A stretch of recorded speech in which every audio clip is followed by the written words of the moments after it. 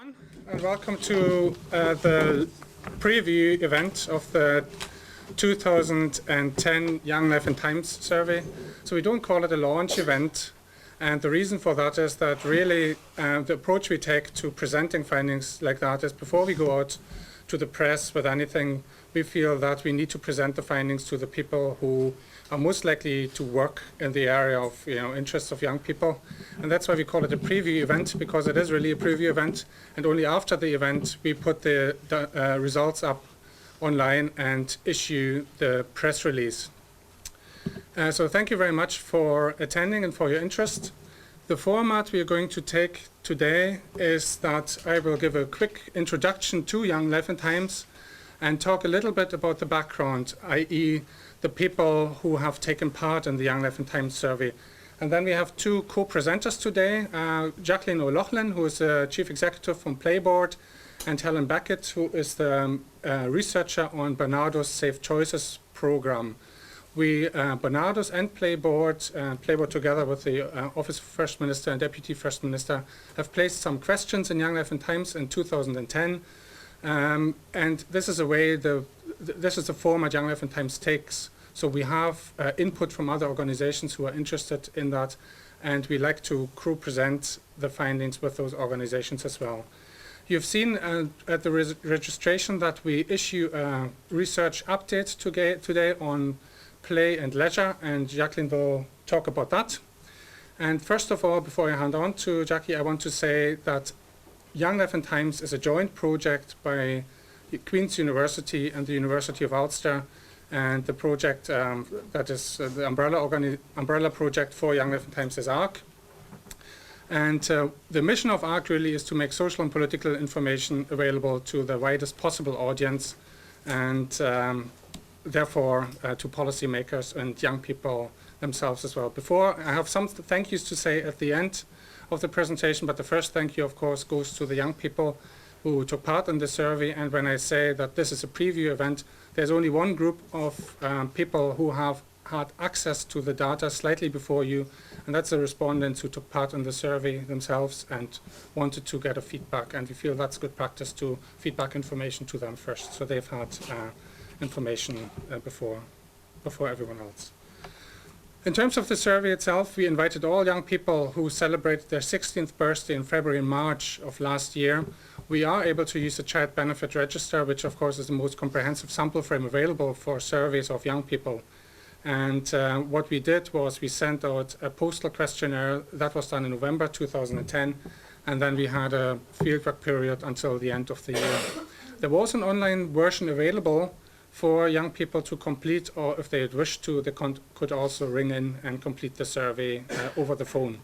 We sent out one follow-up letter about 10 days after the initial letter was sent out. We had 786 respondents in the 2010 survey. That's a response rate of 21%.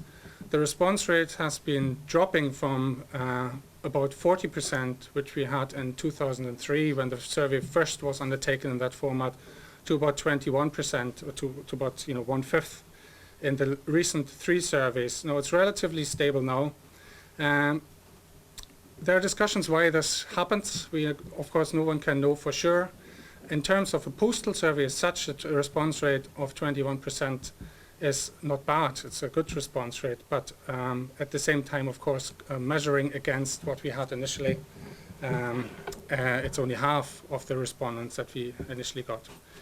Interestingly enough, people always think we should go online, but unless we motivate people and actually give vouchers to them to complete the survey online, which we do for the first 100 online respondents, no one will take up the offer, or very few people will take up the offer to complete online. We've had focused discussions with young people about that, and it seems to be that once a questionnaire is posted out and sits in front of you with a free return envelope, people are more comfortable filling in the paper questionnaire. So we had 85% completions on paper and 15% only online.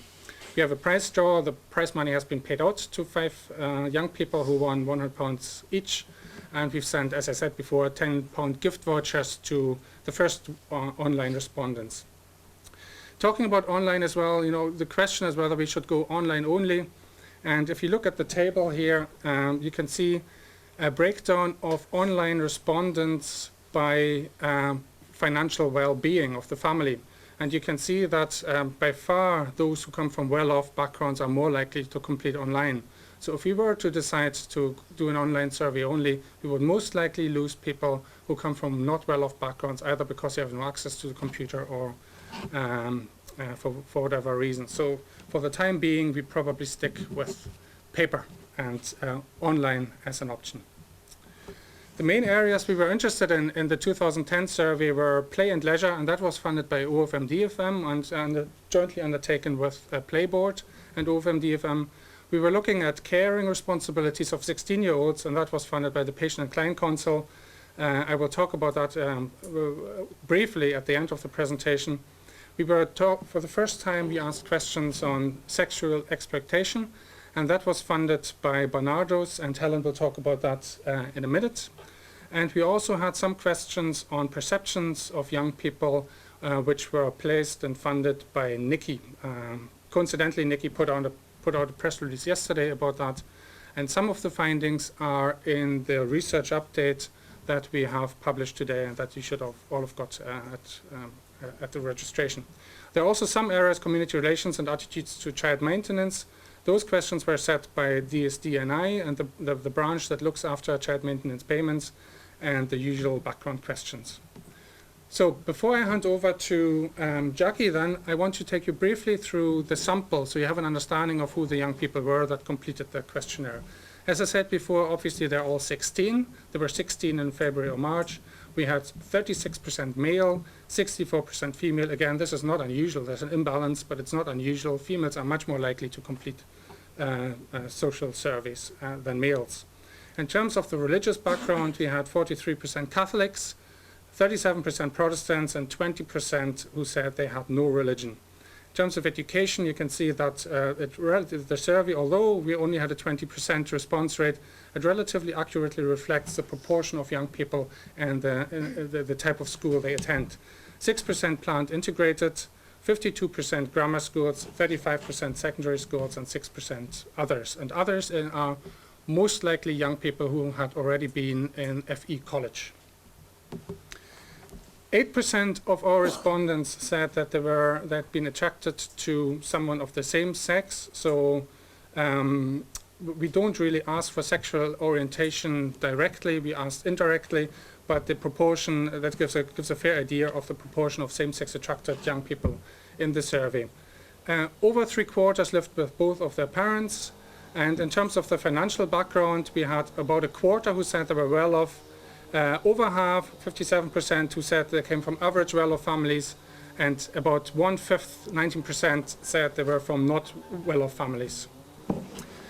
One question that interested us, but that's the last one really before I hand over to Jackie, is the one on the credit crunch. And we had asked the question in 2009 as well.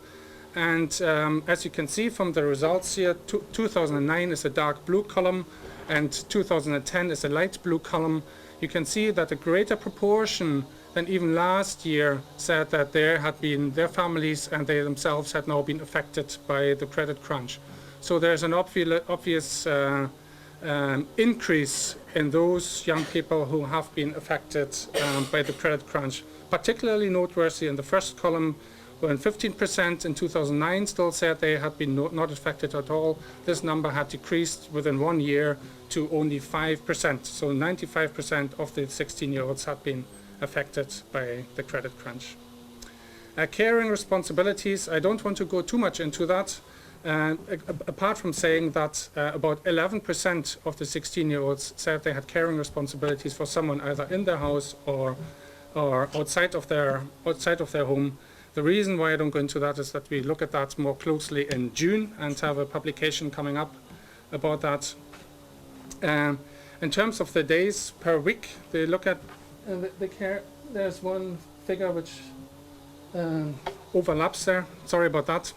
So about over half said they looked after someone else 5 to 9 hours a week, and the largest proportion of respondents said they would look after the person they cared for every day of the week, 7 days. Okay, that's the point where I hand over to Jackie, who will talk about the findings in the play and leisure area. Thanks, Derek. Good afternoon, everyone. Before I start, I'd just like to say thank you to Derek and the team for supporting us in developing both the questions and the analysis of the survey. I think Playboard and OFMDFM are incredibly grateful to be actually looking at this particular area of children's lives. Sometimes an area that's overlooked in research, but we were delighted that we've taken this forward. Some of you may want to know why we wanted to look at play and leisure, this aspect of young people's lives at 16.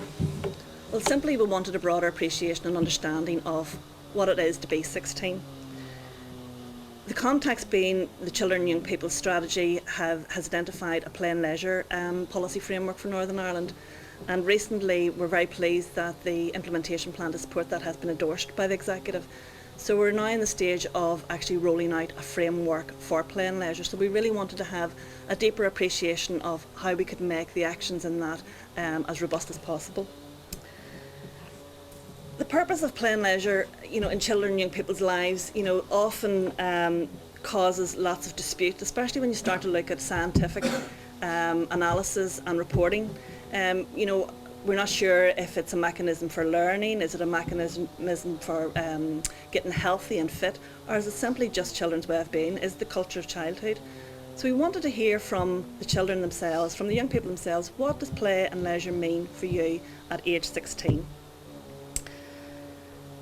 I think incredibly often what we find is social policy sometimes tries to frame play and leisure as a mechanism for learning or for an outcome. But sometimes for children and young people, the outcome is just play and leisure. So we wanted to try and test if that was in reality. I've mentioned the play and leisure implementation plan. OFMDFM have been taking the lead on that framework, and Playboard have been working alongside them for quite a long time now, I think maybe 2 years. And I also note some of the audience here have been part of the development process. We have identified a number of actions to progress play and leisure. We're specifically looking at children's access to play, the places and spaces that they play in, and their voice within that, how they can actually be a champion for their own play and leisure needs. So we were very, very pleased that the findings of this study somewhat supported our assertions to date. When we find that 80% of respondents said space and time for play assisted healthy development, 97% of the children and young people, or the young people, agreed that every child and young person should have access to public space. And 64% disagreed with the view that play is only for young children. So we thought that gave us a nice validation for what we've been doing so far. We're going to look a little bit more closely at the data and what it actually said, but before I do so, I'd like to caveat my input by saying that these are the headline findings. What we propose to do is to take this research and delve a little bit further to actually explore what it is saying. So we propose commissioning a report to fully explore what we're actually seeing with the data. Okay. So today I simply provide the headlines and our initial thoughts.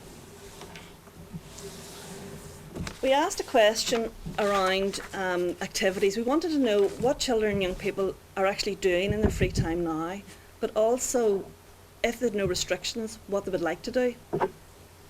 And you'll note from the graph behind me here that the majority of activities identified, with the exception of participating in sports and socialising with friends, there tends to be an inclination towards sedentary activities, watching TV, DVDs, PC time, listening to music, etc.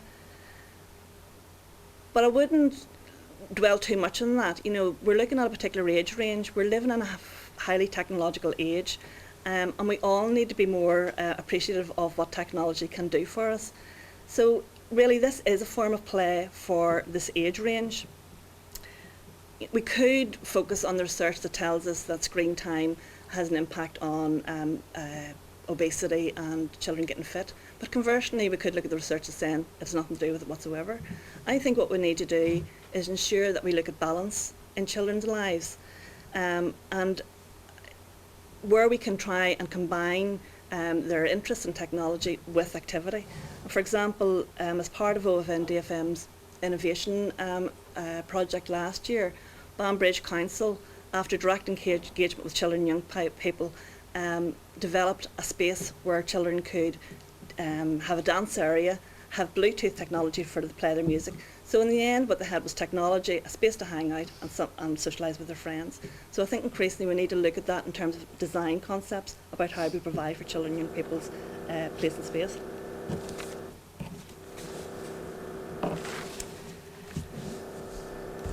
We wanted to know a little bit about what the restrictions were on children's play, and you'll note from this slide that time, cost and transport are probably the big headliners. But I want to focus a little bit just on the time, because we have another couple of slides, we'll look at the other areas. Respondents highlighted time was the biggest factor. But when we start to unpick this a little bit and you see that 52% of the respondents were coming from grammar schools, you start to wonder at 16, is the pressures of academic study having an impact on this? But also, for me, children don't arrive at 16 in isolation. You know, what has went before that? And increasingly what we see in terms of childhood, a restriction on children's mobility, a restriction on their time for free time.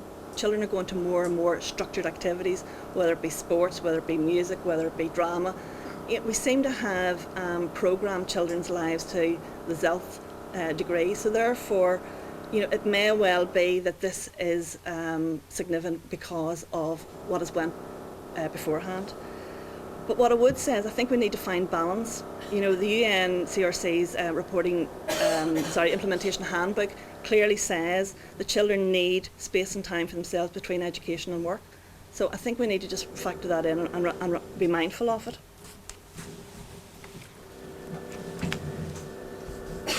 Still looking at restrictions, time, cost and transport have consistently been raised throughout the implementation plan and development process. At age 16, young people are becoming very autonomous. Obviously, they're spending more time away from home. However, they have little earning power. When you look at the robust employment legislation around taking on young people to work, what you find is most employers won't really employ a young person until they're 17. So they've got greater autonomy, less earning power, so less economic independence. So it's no surprise for us anyway that the respondents, especially those in the lower income bracket, identified cost and transport as barriers in the graph. As I said, this has been raised before. We have developed actions in the Play and Leisure Implementation Plan to try and address these issues or try to alleviate them somewhat, and that requires cross-party and cross-departmental buy-in, because we are asking for some really radical changes. Also with restrictions, the issue of rurality was very prevalent, I would think. What you see here is, although lack of time, cost and transport were universal for all groupings, when we start to look at the rurality factor, the transport issue is major. Young people in rural communities are telling us there's maybe one bus in the morning, one bus out at night. So they're heavily reliant on their parents to get them from A to B. So the infrastructure, the transport infrastructure greatly impacts on their ability to engage in leisure amenities. Going to the cinema, for example. If you remember back in the first slide, one of the issues was about going to cinema, and it was quite low. And when you start to look at it, you're wondering, well, why was that quite low? Because obviously, you know, they like to go to cinema. But in terms of the cost and the transport to get there, you can see why that one probably was an issue. We also then wanted to know about the quality of facilities that children had access to. But again, if you keep with the rural theme here, we noticed that young people in rural areas were much more likely to highlight poor or very poor quality in the facilities that they do have access to. This issue has been identified in other studies. For example, I'm aware of the Childhood Transition Report highlighting this issue. And I mean, I don't know what the findings are telling us. You know, is there a skewing of investment in rural communities? I mean, it's not for me to say, but I think maybe it's something that we need to look at. How do we actually support young people in the rural setting? Again, keeping with quality, we started to note differences in opinion across income brackets. A greater number of respondents living in areas of high deprivation, again, highlight the issues of maintenance, accessibility and availability of play and leisure. And I suppose Playboard can draw on their own experience there in projects that we're working in, like the Lower Shankill, where children themselves are trying to do something about that. You know, they're canvassing for better quality, for the area to be cleaned up from broken glass, lighting, etc., etc. So we see that this appears to be of more significance with children in socially deprived areas.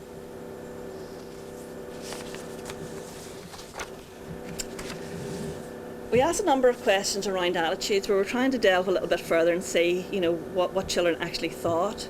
And what you'll see here is 91%, I mean these are really, really high figures, 91% of respondents felt that children and young people should be consulted about the design of places and spaces for their play and leisure. 78 disagreed with the statement that design should only be left adults. And I suppose when I was looking at this, I was thinking about Article 12 and the need for participation, but I was also thinking about the Deaf General Comment that there was in the report, Comment 12. I think we all need to get better at how we actually engage with our young people. We talk about disaffected youth, but of course they're going to be disaffected if whatever's developed isn't going to meet their needs in the first place. So, you know, I think that's a big one for us. Again, we were asking about consultation. Who has talked to you, or who has asked, or has anyone talked to you indeed, around play and leisure? And interestingly, what you see here, and I think this has been borne out in other studies, those closest to them, either parents or teachers, have asked. I think Elsley in 2004 in her research found that adults who are close to children, i.e. parents and teachers, do listen to them about play and leisure needs, but when it comes to those who have a role for planning and designing, I mean, there's just no engagement with that demographic grouping, and I think that's a critical piece of work that we need to take forward. And certainly we're very conscious of it in the play and leisure implementation plan, that we need to get the unusual suspects, as we would call them, those who don't see themselves having a role of impact in children and young people's lives, being able to ask for their views. Whenever we talk to young people, because obviously this study is really significant for us, but we have had engagement throughout the development process to date. And when we talk to young people, what they tell us is that they understand why fixed play areas are there and they know how useful they are, but that they don't meet their needs because obviously they're designed for younger children. So play by definition is about manipulation. So when young people go into those spaces, they manipulate them, they maybe graffiti them, they use them in a different way. We need to find better ways of engaging, back to this engagement, about what it actually is that they need. For young people, the purpose of spaces of little interest. I'm maybe contradicting myself there, but if we get it right at the start, it should be of interest. But the purpose of little interest is the potential for social interaction that's important to them. So therefore, they will use environments in ways sometimes deemed to be antisocial, but it's just their way of engaging. And I think it's not rocket science that we should be asking those that have a role in the development of our public space and our public realm to actually engage with children and young people at the onset of any new design project.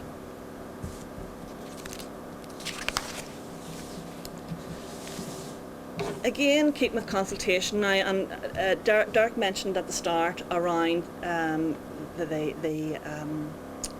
cohort that we're actually consulted on. You know, from this is telling us that females were more likely than males to have been asked. Well, if you think that 64% of respondents were female, well then obviously that's going to come up here. You know, respondents from well-off families were more likely to be asked their opinion. Again, you wonder, is that something to do with social background? I think this needs to be explored a little bit further. I'm not entirely comfortable with what is presenting at the moment, and I'll leave that there. The Commissioner's Office had also asked a number of questions that we felt were extremely relevant and pertinent to the work that we were doing around stereotyping. You know, we asked the question, or Nikki had posed the question, are young people judged negatively just because they're young? 85% saying yes. I think that tells us quite a lot. How are young people portrayed in the media? Mostly negative, 79%. Again, I think those are huge, huge figures. This also was a universal finding, regardless of gender, regardless of economic situation. This is how young people feel at this moment in time, and I think collectively we've all a lot of work to do to challenge this negativity. Keeping with stereotypical ideas, I was thinking here, how many of us have been standing on a street corner with friends socialising? Have we ever been asked to move on? I don't think so. I think we'd have something to say about it. But increasingly what we're saying here is our children and our young people are moved on consistently because they're just because they're there. And also, you know, being treated suspiciously by staff in the shop. Well, I think we've all experienced that. I know I have. And we know what it feels like, and it's not very nice. So can you imagine what that feels like to be a young person who feels that they don't have any power or control, and yet they're being treated so badly. I think it also highlights a huge discrepancy. What we're hearing from the data is that young people want to be seen in public space, they want to use public space, but on the other hand, when they do, they're faced with negativity and suspicion. So I think we have a huge task in hand to try and address some of that. So just in conclusion, for us the data is extremely useful, but I don't think the findings were any big surprise. I think they validate the position that we've taken, they validate the work that we've been doing alongside OFM, DFM to date. And I think it makes it all the more important now that we have executive approval and endorsement for an implementation plan that collectively we all need to drive it forward. So thank you very much. Thank you. Okay, thank you. Questions, time for questions at the end, so I asked Helen now to continue on, please. Sorry about the drill. It's terrible, but I suppose I can't help it. Okay, can I just check, can people hear me over the drill okay? Okay, great. Thanks Jacqueline, that was really interesting actually, and we'll see as I go through some of our findings that the two themes actually start and relate in some ways as well. And again, just to echo Jacqueline's thanks to Dirk and Young Life and Times for the opportunity to get the data that we're able to share with you today. It's been great for us to get the information that we've got from Young Life and Times. I suppose briefly to start, I'd just like to cover the context of why we placed these questions and what it was we were hoping to achieve. The questions that Bernardo's placed in the Young Life and Times survey, they cover different aspects of sexual exploitation. And sexual exploitation is an issue of serious concern for Bernardo's right across the UK. There's 22 different services at the minute working on this issue, including one in Northern Ireland, which is the service I'm based with, Safe Choices, that's working on this issue here. And it's also an issue that Bernardo's have been working on and lobbying on and really trying to see change on. It's a real issue of priority for us, so we were delighted to be able to get this data on the issue for Northern Ireland. The service that I'm based with, Safe Choices, was formerly Beyond the Shadows. Some of you may have come across it as Beyond the Shadows. The service is currently funded by the board as of the start of April there. It was previously funded by DHSSPS, and it's funded to work with children who go missing from care where there is a concern around sexual exploitation. Now previously, when it was Beyond the Shadows, that wasn't restricted to children in care. A large part of the work now is children in care. However, there is part of it that is funded by Comic Relief and that can work with children who aren't in the care system. So there's a wee bit of flexibility there as well. But obviously looking at the issue of sexual exploitation. The service was also fortunate to get funding a couple of years ago to undertake a piece of research, and that's why I'm with them at the minute, to look at the nature and extent of sexual exploitation in Northern Ireland. Now, the primary focus of that work is on looked after children and on other children known to social services, but we're very keen in that work to set it in the broader context and not to give out the message that children in care are the only group at risk of this happening, that this is something that is also an issue for other young people who aren't already known to social services. And so with that end, Bernardo's thought that actually placing questions in the Young Life and Times would be a really nice accompaniment to that piece of work that would start and give us some insight into what are the risks that the general population are facing around this issue. So what I'm going to share with you today, like Jacqueline, is really just the headline findings. And from our point of view, what it is it's a good first step that gives us a bit of information about this issue, but there's a lot more we need to do to start and find out and dig beneath life. But I think there's definitely, that will only start to do it, and there's future work we need to do this to do on this to understand this issue better. So to start off then, the first set of questions that we asked related to the issue of grooming. And what we did was we started with providing the young people with a definition of grooming, which I'll read now, and we then asked them, in light of this definition, do you think this has ever happened to you? I'll just go through the definition just so you're aware of the context of what it is they're answering. The definition was that grooming is when someone tries to build a relationship or gain the trust of a young person with the aim of getting them to take part in some kind of sexual activity. So it doesn't necessarily need to be sexual intercourse, it can be other forms of sexual activity, including sending or viewing sexual images, sexual conversations or sexual touching. The relationship will usually appear friendly and harmless at first because of the clever tricks used to gain the young person's trust, but eventually the person will ask or even pressure the young person to take part in some kind of sexual activity. So that's the context for what I'm going to share. It was a response to that definition of has this ever happened to you. So firstly we asked, do you think any adult has ever tried to groom you? And we clarified that it doesn't matter whether or not something sexual happened in the end. It was about the intention. Was someone trying to do this to you?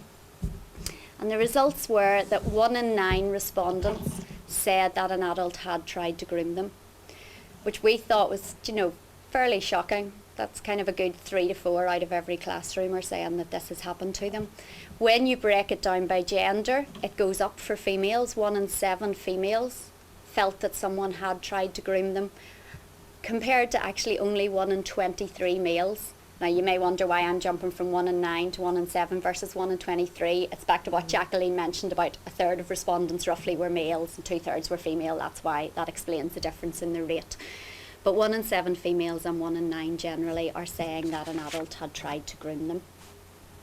It was interesting, we were talking with Dirk and raised the issue of social status, and we looked at this, and there also appear to be some differences in terms of social status as well as gender. Now again, it's just a feel for this and it's something we need to look at more, but at first glance, a much higher percentage of those who self-defined their family's financial well-being as not well off were reporting that someone had tried to groom them. 16% of those who said their family weren't well off, 11% of those who rated their family as average financial well-being, compared to only 4% of those who said their family were well off. So again, that's just a highlight, but it's certainly something we would want to explore more and see, are there differences in terms of the risk that different social groupings are actually facing on this, as well as the different risks there are around gender. Looking then at, there were 84 cases is what the 1 in 9 represents. So looking at what those 84 people told us in terms of what happened when someone tried to groom them, we find first of all that 45% of those young people said it had happened more than once. Looking at that further, 36% of them said it had happened 2 to 5 times, and 9% said it had happened more than 5 times. So that's quite alarming. It's not necessarily a one-off incident that someone is trying to groom them. There seems to be a pattern of it happening more often. We also see, actually, when we look at that it's more likely to have happened more than once with females. Males, it was more likely to have just happened on one occasion to them. We also see that 3/4 were under the age of consent when this first happened to them. So it didn't first happen to them when they were 16 and able to consent to have sex. It was happening when they were under the age of consent. 16% were actually under 13. I'm breaking it down by this because the sexual offences differentiate the level of an offence when it's under 13 compared to 13 to 16. So 16% were under 13 and 59% were aged 13 to 15 when someone first tried to groom them. And 90% said the person who tried to groom them was male. So there were some cases where it was a female who was the person trying to groom the young person, but in all those cases the person they tried to groom was male. That's not to say that all males were groomed by a female. There were also cases of males being groomed by a male, but no females groomed a female, if that makes sense. I was trying to explain this earlier and it was really hard to get that in a way that actually made sense, but hopefully you follow that. We also see that in nearly half of the cases, the person who tried to groom them was 7 or more years older in 47% of cases. So it wasn't someone of a similar age who was trying to do this, it was someone significantly older trying to groom them. Looking then at how the person first made contact, and I think this is particularly interesting. Somewhere in my head, and I think in a lot of people's head, when we hear the word grooming, we automatically link it with the internet and that it was happening online. Now certainly online was the most common category that came up. If you look at the blue in the top right hand corner, 27% were first contacted online by the person who tried to groom them.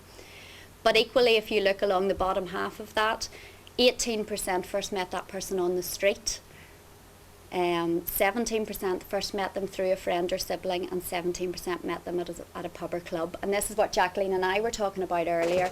If young people don't feel accepted in social spaces and they're moving to less regulated social spaces or where there's less people watching out, well then the chances of something like this happening actually increase because they're in more risky areas with less people knowing what's happening to them in those areas. So these things do all just connect together. There were some gender differences in terms of where people were first approached, with males tending to be approached more often in person and females tending to be approached more often online. We then asked the young people who said that someone had tried to groom them, tried to get a sense of what actually happened, what was the outcome of that, and we gave them a set of predefined options that they could tick and told them to tick as many as applied. And the good news is that there were a fair number who said that nothing actually happened as a result. 33% said the person asked them to do something sexual but they refused, and 38% said they stopped contact before the person suggested anything sexual. Now, strictly speaking, there shouldn't really be an overlap between that, but there are some cases where the people have ticked both, so you can't necessarily add those together. However, in spite of that, there were still some really concerning findings, with 1 in 8 saying that they had engaged in sexual texts, emails or conversations with the person who was trying to groom them. Bearing in mind 3/4 of these cases are all underage, it's not someone of the age of consent. 1 in 12 said they had sent or received sexual images to this person. And at least 6% actually met them and had some form of face-to-face sexual contact. I say at least because, again, they may have ticked more than one box, but 6% said they had face-to-face sexual contact once. A further 4% said they had face-to-face sexual contact more than once, and 6% said they started a romantic relationship with the person who tried to groom them. So these were their own defined. They ticked which ones they felt most applied to their own situation. So some really interesting stuff to start and get our head around and start and unpack what that actually looks like. As well as our questions on grooming, we then wanted to look at kind of other forms and ways in which young people could be sexually exploited. And the next question we asked was, had anyone ever given them alcohol, solvents or drugs and then taken advantage of them sexually while they were under the influence of this? And 1 in 15 reported that this had happened to them, that someone had given them some form of substance and then taken advantage of them while they were under the influence. Again, gender differences, with twice as many females saying this had happened to them as males. 8% of females said it had happened compared to 4% of males. So looking again at those, that was a total of 40 people responding to that. So looking at those cases and what they told us happened, 2/3 of them were under the age of consent when this happened to them. And 2/3 said it was someone of a similar age. So here we're starting to see some differences in this type of exploitation compared to grooming. Grooming tended to be by someone significantly older, but 2/3 of these cases were by someone who was 2 or less years older than them. So this seems to be something happening more within the kind of peer group. We then actually, we discussed this with Dirk at the start quite a bit, because I thought, is this too blatant to actually ask? We had a bit of debate around this, but we did blatantly ask, has anyone ever offered you anything in return for sex? So sex in exchange or other sexual activity. So the question was, respondents were provided with a list of options and they were asked, have you ever been offered any of the following things in return for sex or taking part in another form of sexual activity? And the options they were given were drug, alcohol or solvents, money or gifts, somewhere to stay or hang out, and they also had other where they could fill in what that was. And I think somewhere in my head I was expecting this to be really, really low, but we were actually quite shocked by the findings, with 1 in 20 actually saying this direct offer of exchange had happened to them. 3% said they had been offered drug, alcohol or solvents in return for doing something sexual. 2% said they'd been offered money or gifts. And 2% said they'd been offered somewhere to stay or hang out. Now again, some of them ticked more than one of those boxes. They'd been offered a number of different things. And looking again at those young people a wee bit more about what they told us, 80% of them were under the age of consent when they were offered something in return for engaging in sexual activity. And 40% were offered it by someone 5 or more years older than them. And in the vast majority of cases, again, 85% of cases, it was a male who was offering them something in return for sexual activity. Looking then at kind of how this person first made contact to them as opposed to the person who was grooming them, we see some differences. We're down to 18% of cases saying that this person approached them online, as opposed to nearly a third when it was grooming cases. The most common actually in this was through a friend or sibling. They met the person through a friend or sibling who offered them something in exchange for sex or other form of sexual activity. 24% met them at a house party, and 15% met them on the street. So again, I think just when we look at these, where they're meeting them, it just causes us to kind of look again at what our assumptions are, at where the risk lies. Certainly there are risks on the internet, but actually there's a lot of cases where this is happening more in person, out in the street, at parties. So we need to just kind of open our mind as to where these risks might lie. The other thing that we found quite concerning in the findings was, of this group who were offered sex in exchange for something, we then asked them, did they tell a parent or anyone in authority, parent or other relative or anyone in authority, that this had happened to them? And shockingly, 62% said they didn't tell a parent or anyone in authority. So again, it just makes us question how much is going on that we as adults aren't actually finding out about. Those who did report actually telling someone were most likely to have told a friend or their boyfriend or girlfriend. 21% who said they told someone that's who they told. Only 15% told a parent or another adult relative, and only 6% actually reported to the police what had happened to them, what they'd been offered. So again, it's just causing us to open our minds a wee bit as to what might be going on that we're not actually aware of at the minute. We did ask one other question. We asked, had anyone ever taken part in any kind of sexual activity because they were threatened? Someone threatened to harm them or someone they cared for. The percentage was smaller than that in terms of others. It was 1%. But as I shared this with my manager, she says, well, everyone it happens to is an issue, so although the percentages are low, there still are a number of young people who have actually taken part in sexual activity because they were threatened to be harmed or that they would harm someone that they cared for. So that's also going on as well. So I suppose in conclusion, that's just a bit of a kind of fly through the stuff that was starting to come out of the survey for us. We're really interested in the findings. I was going to say we're delighted with them. We're clearly not delighted that this is happening to young people, but it's great to actually start and get our heads around what's going on. Looking at what kind of other work is out there, we don't have a comprehensive set of figures around this issue and what's going on, but certainly what we're finding, it's not at odds to what other people are finding. For example, the NSPCC piece of work last year on sexual violence within intimate relationships was showing high percentages of young people feeling pressured to have sex or physically threatened to have sex. So it's certainly not at odds of what we're starting to learn elsewhere.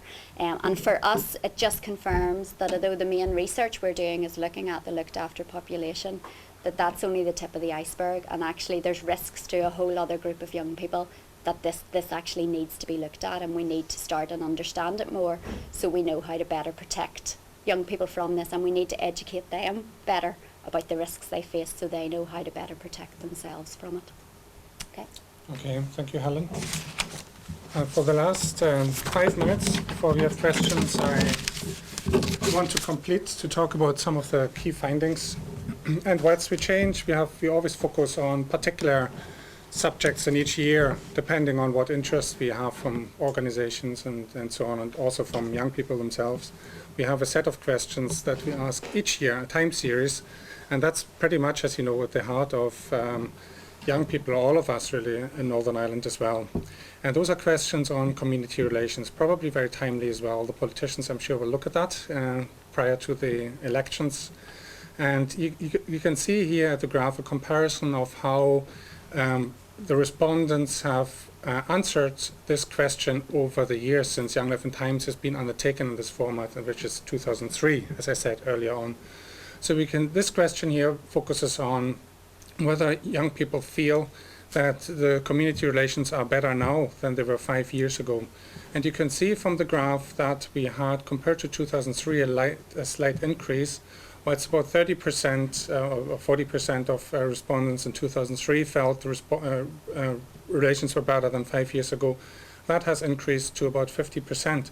And interestingly, for the first time, we have almost a complete overlap between the different groups, Catholics, Protestants, and those who identify as young people with no religion. So the results are pretty similar amongst all those groups. So about half of them, just over half of them, feel that the relations are better now than they were 5 years ago. Now, what about relations in 5 years' time? Again, the same interesting phenomenon that the gap between the different groups of young people seems to be closing.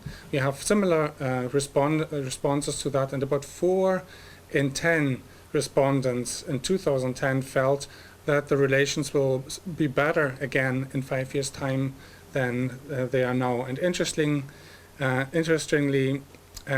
as I said, no gap between Catholics, Protestants, and those with no religion.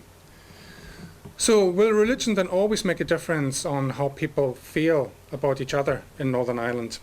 And you can see here that still about 8 in 10 respondents feel that it will indeed make a difference on how people feel about each other. And Protestants are most likely to feel that way. And there's hardly any difference between Catholics and those who have no religion, who are slightly less likely than Protestants to feel that religion will always make a difference in Northern Ireland. What about attitudes towards mixing then? We asked 3 questions in relation to whether people would prefer mixed environments. And the first question relates to mixed neighborhoods. So would they prefer to live in religiously mixed neighborhoods? And you can see here that there's much less of up and down in this graph. So the views have been relatively stable over the years, in particular amongst those who have no religion, less so amongst the Protestants and the Catholics. But the results show that, no surprise here, that about 3/4 of those who have no religion would prefer to live in mixed religion neighborhoods, and it's about 60%, 6 in 10, of Catholics and Protestants. And for the first time since we started to undertake the survey in that format, it's actually Protestants more likely than Catholics to say they would prefer to live in mixed religion neighborhoods. And again, we find a narrowing in the question on mixed religion workplaces. And of course, a lot of the 16-year-olds already have the experience of having part-time jobs. And over 3/4 again feel that they would prefer the workplaces to be mixed in religion. And again, we have a narrowing of the views between Protestants and Catholics. In fact, it's a complete overlap in 2010 that they feel exactly the same. About 72% feel that they would prefer mixed religion workplaces. And again, those with no religion are slightly more likely to feel that way. School is always the odd one out. Well, that's of course to do more directly with religion and religious upbringing, as you can imagine. And there's been hardly any change over the years, as the figures show, and there's been hardly any surprise in that those with no religion feel they would prefer to go to mixed religious schools, and Protestants are second most likely to say they prefer mixed religion schools, and Catholics are least likely, about 1/3 only would prefer to go to mixed religion schools. And that perhaps reflects as well the current situation in the school system in Northern Ireland. So, how well does the government then do protecting the rights as a young person? And you can see that the highest proportion of respondents felt that they do this adequately. But as in previous questions, it's those who come from not well-off backgrounds who are most likely to feel that the government doesn't protect their rights as a young person very well. And there's a significant difference between those who from not well-off backgrounds and well-off backgrounds in relation to that. So, that is all really I wanted to present today. Forthcoming projects, one of them I have already touched upon. We have the Northern Ireland Life and Times survey launch coming up on the 14th of June of this year. And for the first time we've asked there's similar questions on one particular subject area and the three surveys that are grants, i.e. the Kids Life and Times, which is a survey of P7 children, Young Life and Times, and Northern Ireland Life and Times. So we've all looked approximately the same period. Kids Life and Times is in the field at the moment for another 4 days, Katrina, is that right? 4 days, and it's been completed. And NILS and Young Life and Times was undertaken at the end of last year. We've all asked questions on carers. So we will produce a research update looking at carers in all of those three age groups. That's a forthcoming project. Then it's also timely to thank the Department of Social Development in Northern Ireland who have been supported Young Life and Times over the years in providing the sample. Now that support is not any longer available, unfortunately. So as you all know as well, is that the current Conservative Liberal government plans to change the payment of the child benefit. So far it's been a universal benefit, and therefore it's been an excellent framework to undertake a survey like that. We do have permission to access a child benefit, but we can no longer access the child benefit through the Department of Social Development, unfortunately. So unless we can do that directly from the HMRC in England, we will no longer be able to use the child benefit, which is unfortunate. But at this stage, we are still optimistic that we can negotiate that, because we've actually had a statutory document passed in the Westminster Parliament that allows us to access the child benefit register for service like that. But the biggest task now is to look at the planning of Young Life and Times, and it could well be that we have to change the format and think about that seriously. We actually have a meeting about that next week. So those are the two forthcoming issues, the latter one being the far greatest concern for us, but we hopefully get through that.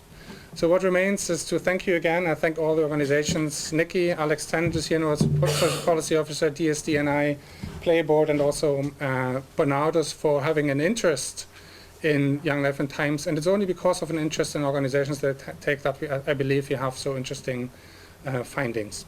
So thanks very much for your attention, and there's time now to ask questions before we have our lunch.